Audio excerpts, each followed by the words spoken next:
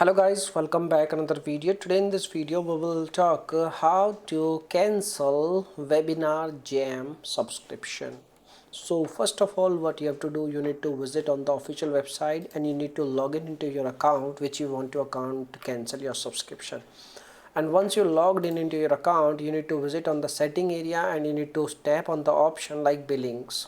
On the setting area and the billing option you need to find out, and once you find your billing option, you need to select go to self billing option and it will redirect you on a new window.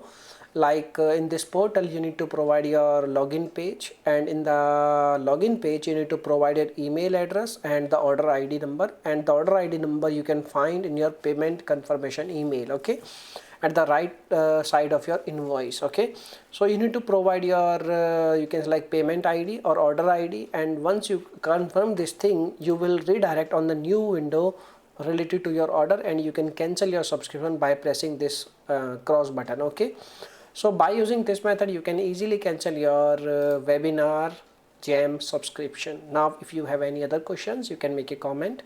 I will reply you very soon, and thanks for watching this video. Bye bye, take care, see you soon in the next video.